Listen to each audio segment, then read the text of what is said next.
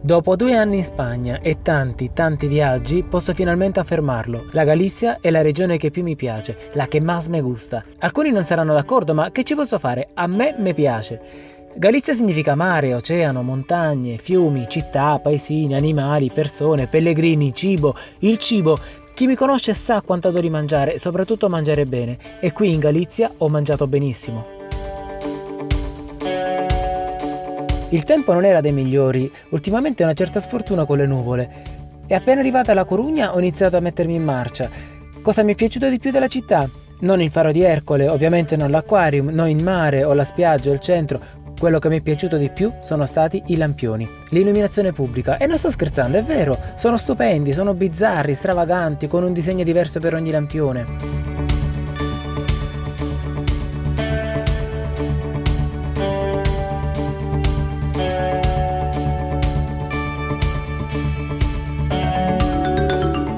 La città è un tutt'uno con il mare, non si può parlare dell'uno senza parlare dell'altro. È così estesa la superficie che si affaccia sull'oceano che quest'ultima è parte integrante della città. C'erano le nuvole il pomeriggio e non mi sentii soddisfatto dell'emozione provata a passeggiare accanto al faro di Ercole, probabilmente l'attrazione maggiore della città, dopo i lampioni. Tanto che ritornai il dì successivo, quando il sole prese sopravvento.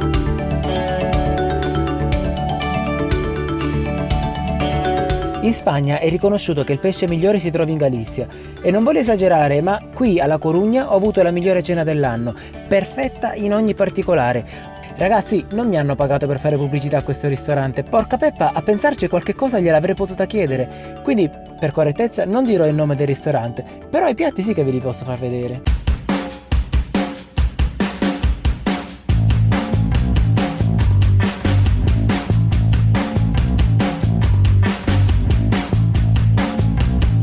La notte fu un disastro annunciato, stupido io che non ci ho pensato prima. Volete stressarvi? Affittate una stanza in una delle strade principali della Corugna, dove c'è la vida, dove c'è la movida.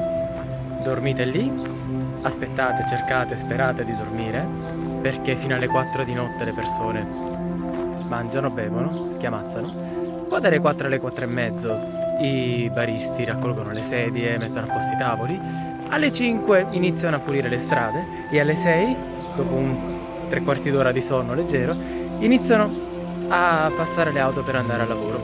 Quindi non è stata una buona idea. Le nuvole cedettero il posto al sole e così la mattina rivisitai tutta la città, o quasi tutta, diciamo che la periferia me la sono evitata.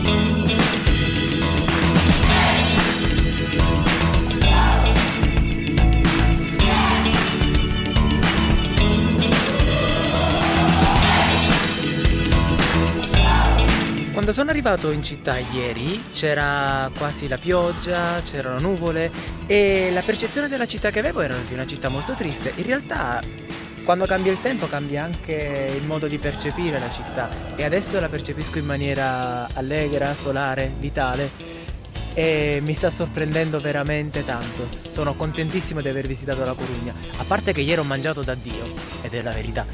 E poi passeggiare qui in mezzo alle barche, a palazzi storici, è un qualcosa di unico. Mi piace davvero tanto.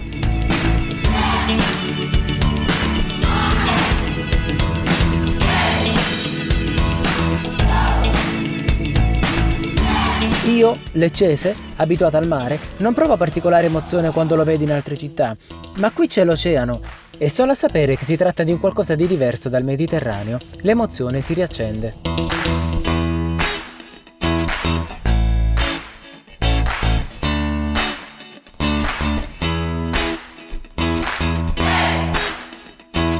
Galizia non è solo città, è anche paesini, litoranea, lungomare e così invece di usare le autostrade ho usato le strade normali godendomi il paesaggio più bello della Spagna.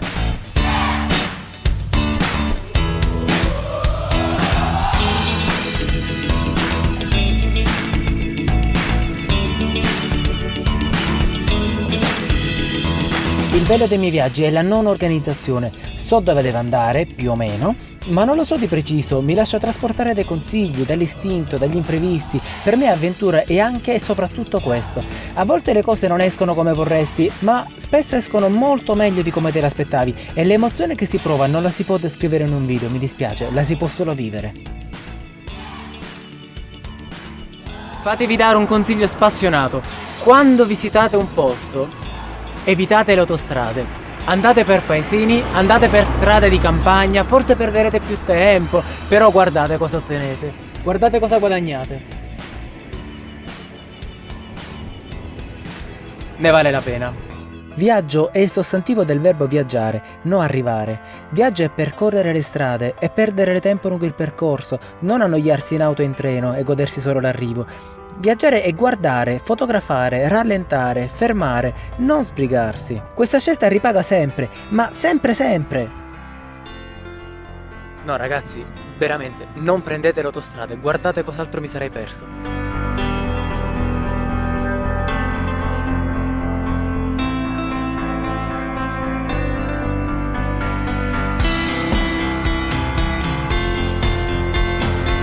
Malpica è stato il primo paesino visitato, e che bel paesino, che bel mare!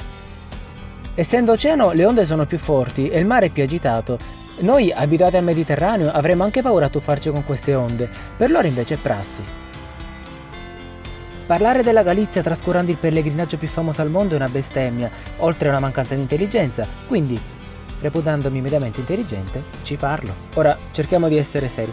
Chi non ha percorso il cammino di Santiago non può capire cosa significhi. Io ne ho fatti solo 10 km, quindi praticamente nulla, ma ho gestito per 5 mesi un albergo per pellegrini, quindi non so nulla a livello pratico, ma a livello teorico ne so abbastanza, e la voglia di farlo sinceramente cresce sempre di più. Mannaggia, ma quante cose voglio fare nella vita? Qualcuno sarà costretto a posticiparla, ma quale? Vabbè, questo è un problema che vedrò da solo. Entrare a Santiago de Compostela, che per inciso è il capoluogo galiziano, ti fa subito capire che aria tira. I pellegrini te li ritrovi dappertutto. All'inizio in maniera rara, poi sempre con più insistenza, per implodere nel centro storico che è gonfio di gente, appunto per lo più pellegrini, soddisfatti per l'impresa realizzata, stanchi per lo sforzo effettuato o tristi per il terminare di un'esperienza così carica di aspettative.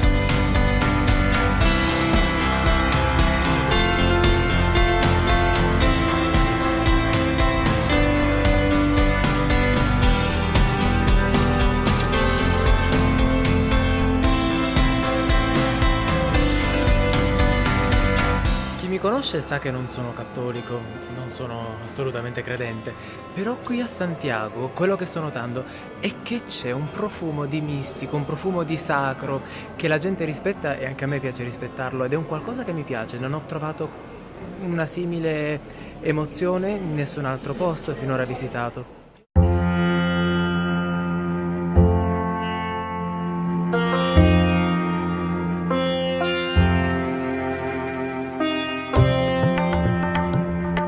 Entrare nella cattedrale nell'ora della messa è una carezza all'emozione, alla commozione, soprattutto se ci si sofferma a guardare i volti seri e religiosi dei pellegrini, profondi come non mai.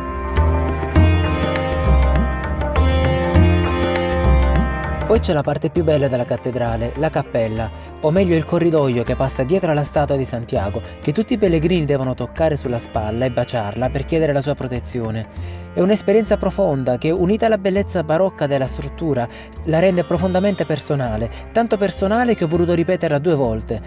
Non si può riprendere e forse è anche giusto così.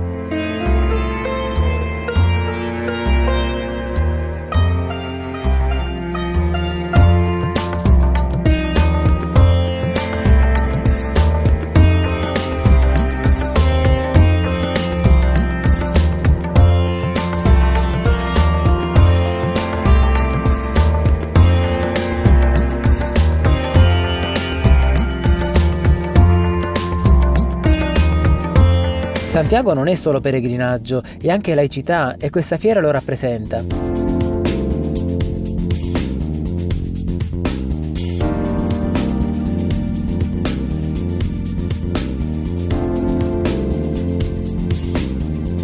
Viva Santiago! Ora fa freddo!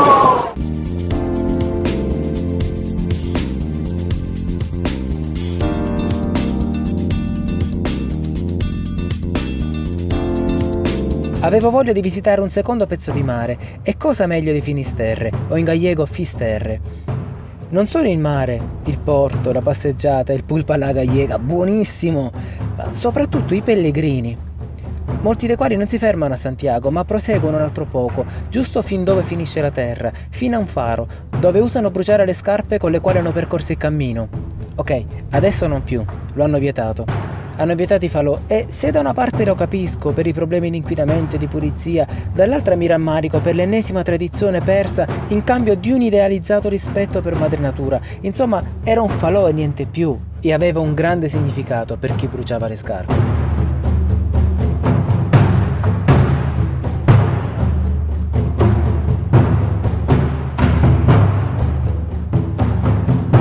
Terza grande città, Vigo. Ho detto grande, non bella. Non me ne vogliono i suoi abitanti, ma dire che Vigo sia bella, insomma, sarebbe un po' esagerato. È diversamente bella, dai. E anche la Stata è d'accordo con me.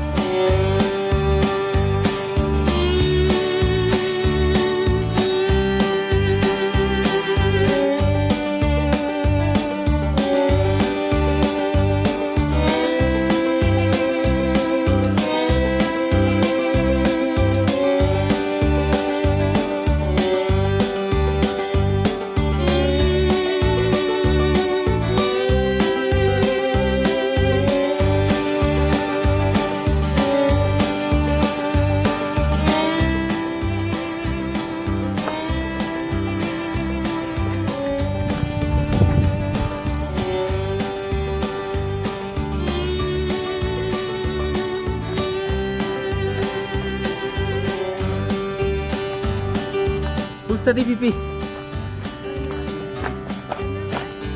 Poi dici che non ti devi arrabbiare, no? Guardate che c'è qua. Qualcosa di bellissimo. E poi i porci devono pisciare, pulirsi, e non ti dico la puzza che c'è. Dico, ma non ti girano un po' i coglioni? Vabbè sì.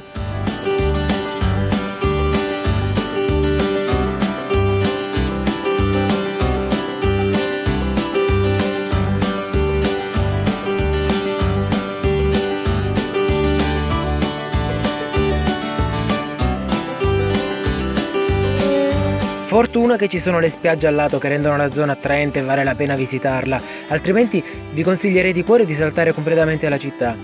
Attenzione però ai piccioni del luogo, se vi sentono che parlate male di Vigo, il dispettuccio ve lo fanno. Mi hanno cagato addosso.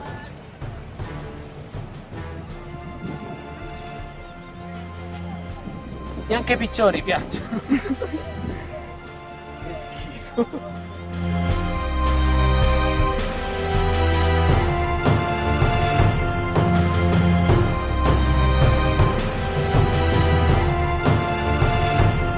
Sarebbe stato stupendo assistere al tramonto da qui, ma sembra che le nuvole ce l'abbiano con me. E quindi ritorniamo in città per una cena a base di pesce. Lungo il cammino, molte volte, ho incontrato alcune casette strane, che a tratti sembravano delle cappelle private, ad altre delle stanze della tortura, magari per punire i figli, o perché no, la moglie. Un amico purtroppo mi ha spiegato che erano semplicemente dei depositi per il grano, sollevati dal suolo di modo che gli animali non potessero raggiungerli. Ahimè, la spiegazione ha un senso, non è affascinante come speravo, quindi niente torture ragazzi per questo video. Ho notato, e per favore correggetemi se sbaglio, che dove c'è una natura di qualità, c'è una qualità di vita e c'è un cibo di qualità. E quando dico che in Galizia si mangia bene, intendo anche si beve bene. Non c'è spazio in Spagna dove la natura è più rigogliosa, gli animali sono liberi di pascolare e le vigne possono essere coccolate. Sono convinto che i risultati migliori si ottengano quando ci si fidi delle persone, quando piuttosto che decidere su ogni tema, si confidi nelle competenze di qualcuno che quel tema lo conosce meglio di te. E Valerio, un mio amico polentun, ne sa veramente tanto di vino. Non per nulla un sommelier, di quelli bravi, non improvvisati. A proposito, Valè, la fattura per questa pubblicità la vuoi cartacea o elettronica? Fu lui a organizzare le visite a una cantina che qui chiamano bodegas, che era piccola, a conduzione familiare, e si sa che dove c'è famiglia c'è passione, e in quel posto la passione si toccava e si degustava, così come l'amore per la qualità, per le cose fatte bene. Che gentilezza hanno avuto con noi, 2 italiani, una sudafricana e un armeno deliziati dal loro vino dalla loro gentilezza, dal loro cane e dalla loro vigna. Spettacolo, puro spettacolo. Per inciso, Valeria è quella alla vostra destra, che ride di come mi atteggia intenditore quando in realtà non ne capisco nulla di vino.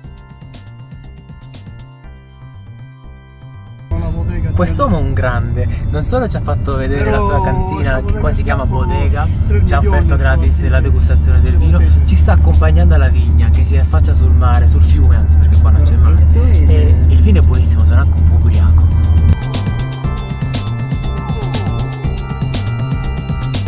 E il territorio è fantastico!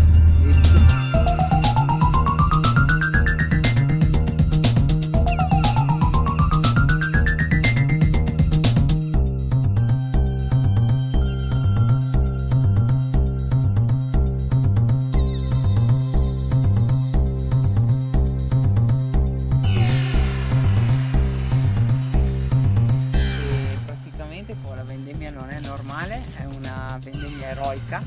Tutte le casse di vendemmia di 15 kilos, no? 20 di 20 kg la mettono lungo questo ferrovie, diciamo, no? Che praticamente con un motore che agganciano qua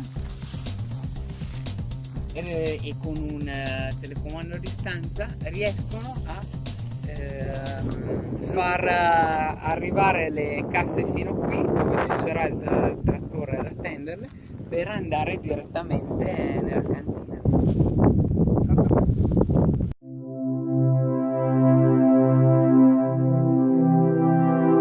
Sì, ho trascorso dei giorni felici, lo devo a molti fattori. A Africa, per esempio, la mia Brum Brum, che mi porta ovunque e non mi abbandona, sebbene abbia più terra addosso a lei di un continente. Lo devo a me stesso, che prendo al volo gli inviti degli amici. Lo devo a Narek, il mio amico armeno, che in quel momento era a Braga ed è venuto fino a Vigo solo per stare con me un paio di giorni. Lui è Narek, il mio amico armeno. Vale. Narek, portatore sano di allegrie e differenze culturali che giovano tanto, ma veramente tanto, al mio miglioramento personale. A Jessica, che con pazienza mi aspetta ogni qualvolta mi fermo per registrare o fotografare e mi trattiene per la maglietta quando non mi accorgo che il semaforo è rosso e io voglio attraversare la strada. Credo che in 2 giorni sarei morto 3-4 volte. E infine c'è lui, quel Valerio razzista e cattivo contro il sud, capace di darmi buca a ogni viaggio che ho in mente. Un secondo, devo dire una cosa privata a Valerio, potete spegnere il video per 10 secondi? Vale, ma perché non vuoi venire mai con me in viaggio? Ma mi puzzano le ascelle, giuro che me le lavo! Ok, potete riaccendere, grazie. Valerio è quella persona che ha piacere a mangiare bene e bere ancora meglio. È quello che mi ha fatto spendere 6 euro per un bicchiere di vino, bastardo, e l'ho dovuto anche pagare io. Valerio è quella persona che c'è stato e so che ci sarà quando ne avrò bisogno, e è a lui che dedico questo video.